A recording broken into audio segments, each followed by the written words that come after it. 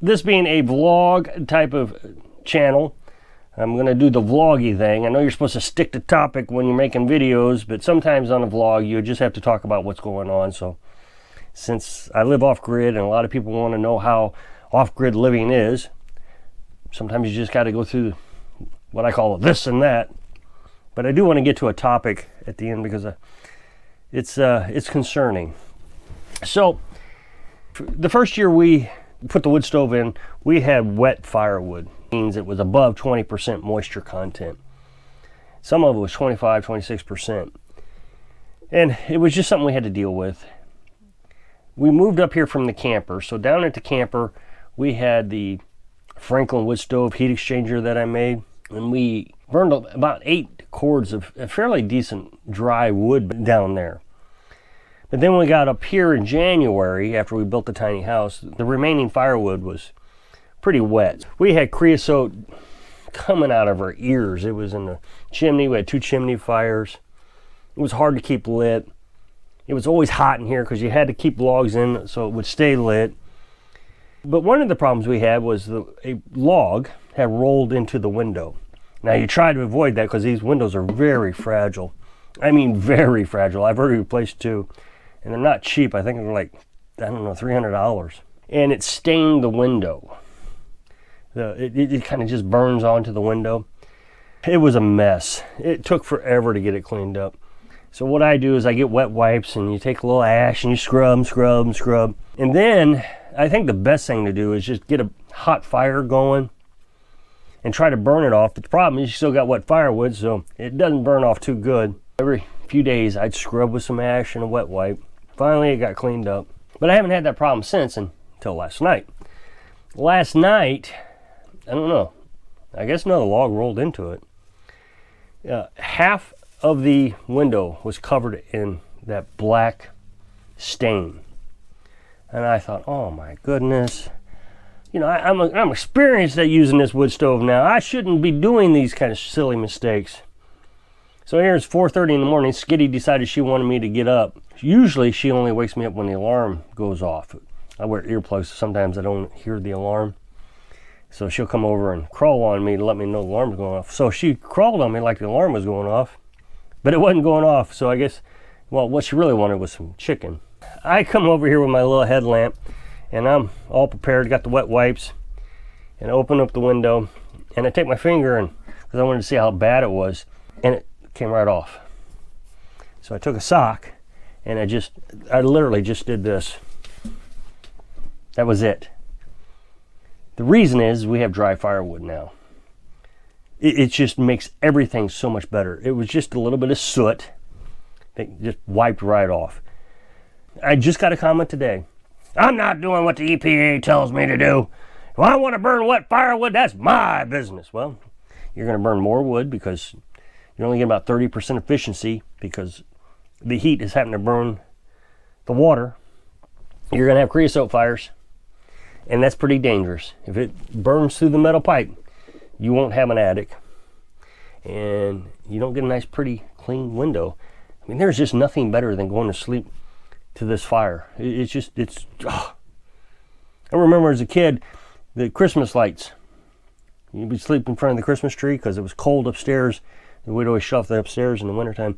Come down in the living room to sleep in front of the Christmas tree. Put you right to sleep. Same concept. Cutting your firewood, stacking it, let it sit 2 to 3 years, depending on what kind of wood you have. It's just better all the way around. Heat's better, cleaner. And today we did laundry. Now, as you know, we just bought this wash machine, so Carolyn isn't having to hand wash anymore. This is pretty simple. We just hook up the hose to the water heater. You know, we're still disappointed we had to buy it. And long story, I'm not going to get into that again.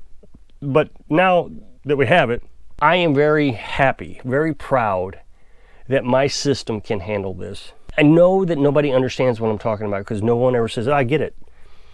But there is an immense pride of being able to make your own electricity and enough to provide all your needs. This thing runs just like a house wash machine now. We have a system in place where we turn on the button, the water pressure from the water pump kicks on and fills this, runs 300 watts. And then we use about 40 gallons of water. And while this was still running, the last cycle, I started filling the water tank with the well. It's a partly cloudy day. That was a lot of electricity, probably 1,000 watts total between well, probably 1,100 watts between the washing machine and the well pump. There's just something to say that, I don't know, it's just so cool that all of it is free. We're not having to worry about paying the bills or anything. There's just a lot of pride to this. And to put it together yourself, I just got a comment the other day. It said, yeah, I got a piece of property, 20 acres, had a barn on it, was falling down. I hired some guy to tear it down. I love that place. Well, then you're not getting what I'm saying. Don't hire someone. Do it yourself. It's so much more rewarding. I can't explain it, but it is. So the other day I told you I was going to change the tires. I finally got the jack stands. I ordered some jack stands last week, got those. So I rotated the tires. I said change tires. I rotated them. Last week I showed you that there was a device of some sort, magnetic device on the back of the truck. I mean, we can all assume it was a tracking device from my trolls, but I don't know what it was. I smashed it. So we got the tires rotated. They're not in bad shape as I thought. They got down to this one, I felt like was getting down to the wear indicator. But it's just, I don't know. They make these tire depth gauges. I should buy one so I don't have to sit here and stress. I got to thinking, these tires probably only had 20,000 miles on them. And I think they're 60,000 mile tires, so they shouldn't be wearing out that fast. But anyway, they're rotated. That was good to get done and out of the way. This winter's been pretty mild. I usually have to take these filters in, my water filters, in every time I fill the water tank. But I'm leaving them out more than bringing them in this winter because of, like tonight, it's supposed to get down to 33. I know it's close to freezing, and it may freeze.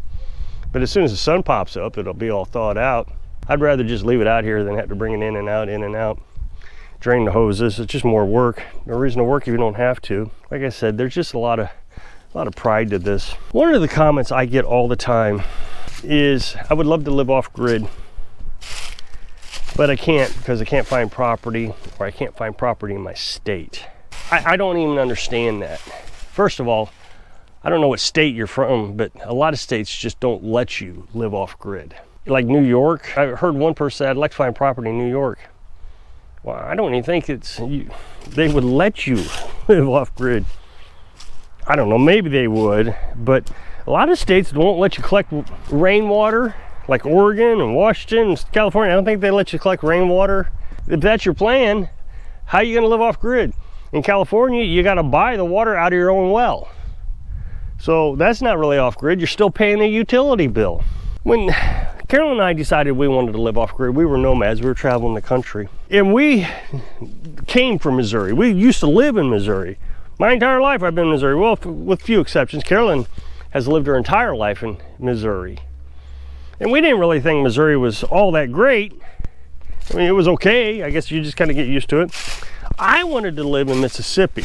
So we started researching Mississippi and quickly found out that legally, now I know every time I say this, people from Mississippi says, no, you can do whatever you want here. Nobody's gonna bother you. They're not gonna bother you until they do. But in Mississippi, you're not allowed to live off grid or in tiny house, or I forget what it was. There was some restriction. And the reason there was a restriction is because there was a hurricane that came through, I guess, Biloxi area. So FEMA came in, bailed out Mississippi with the promise that they would strengthen their code enforcement, their codes to their housing. We wouldn't be able to build a house. I mean, we built this without code for $5,000. If we'd had to follow code, well, first of all, we'd had to build it twice the size. So that's at least double the price. And then we would have had to go through all the extra steps of following code that we really didn't need to follow. We were building a shed. The place would have been $30,000 to $40,000. It wouldn't have been cost effective.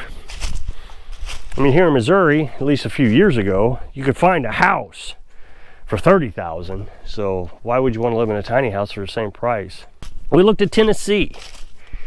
And as far as I could tell, Tennessee's pricing for houses was really expensive. Oklahoma, I think you can find some property pretty cheap. I don't know, I just wasn't, I know as soon as I say this, people are gonna be mad at me. I wasn't all excited about living in Oklahoma or Texas. I know that's the only place in the country you're allowed to live. according to my YouTube channel, but I just wasn't interested in living there. So Carolyn started looking in Missouri. We found several places, lots of places.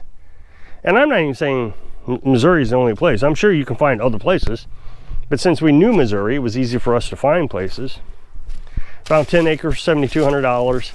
It wasn't the way what we wanted. I explained that before. It needed a driveway. We'd have had to invest probably another $5,000 or $10,000 just to be able to get our truck onto the property. And then we found this place, 1.5 acres that had the well. And I've explained this. That's the other thing, is people want huge plots of land. And I'm not sure for what. You get firewood free from, just go to Facebook Marketplace, look for free firewood.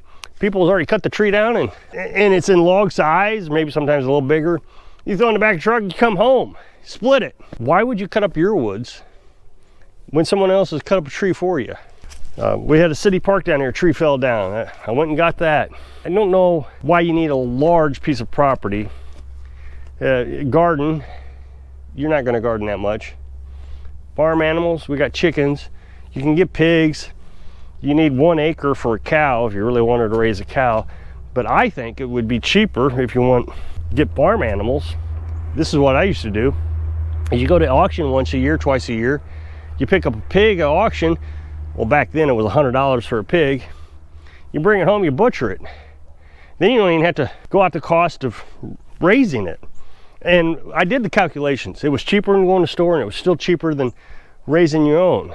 I mean, you still got to maintain the place. You got to keep the fencing up. So there's cost involved that may not necessarily be cheap if you're just trying to raise a pig. All that maintenance cost. If you had a farm, then it might be worth it. One thing I notice is people's expectations are just way too high. They want 10 acres for $5,000. You're just not going to find it. But here I found 1.5 acres, $4,200, and had a well on it. I've said this so many times. If I'd have had to drill a well, it was $5,000. So paid $4,200. That means either the well was free or the property was free. I spent an extra $500 getting a well to work. How do you beat it? So yes, you can do it. Here's the thing, is you'll never live off grid, or you don't really want to live off grid. Because if you can't find a piece of property to live off grid, then you're not up to the challenge of living off grid. First of all, everybody wants to finance. Don't finance. That's just not off grid. You know, you got your solar panels, and then all of a sudden you miss a payment, they take the property from you. Where are you gonna put your solar panels? So you're not off grid. You're dealing with banks and cash. It's just better to pay it outright. Save your money, find something cheap. I mean, heck, if you wanted to, buy another piece of property later. Think small. If you want to live off grid, think small. Think within your budget. Stop thinking like rich people. You're not rich, I'm not rich. If you can't find property, then how are you going to address the problems that come up, that just normally come up when you're living off grid?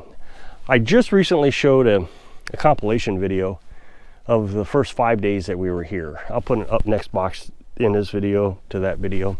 It actually did pretty good. And do me a favor. If you would like to see more videos like that, comment below. Just say, yeah, I would love to see more compilation videos.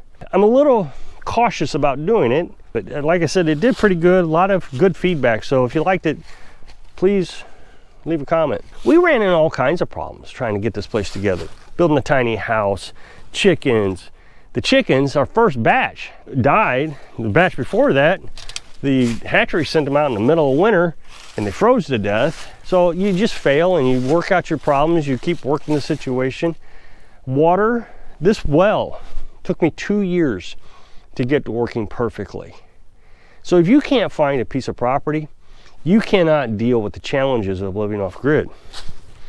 It's just too complicated for you. Stop saying you can't, or the problem is. There is no problem. There's only challenges. And I learned this from an engineer. I was quality manager. I said, we got a problem. He said, no, we got a challenge. I said that all the time until it finally clicked. I understand what you're saying. Let's fix this. If you're not in the mindset of being able to just solve problems, to resolve issues, then you're not going to live off grid. It's not this romantic thing. There are things that you have to constantly challenge yourself with. That's why I say stop hiring people. If you want to live off grid, Do it yourself. Don't have some guy come over and tear down your barn. Do it yourself. There used to be a trailer here. The place was an absolute disaster. And again, in that clip of video compilation, it'll be there. We had to clean all that up. We did it ourselves.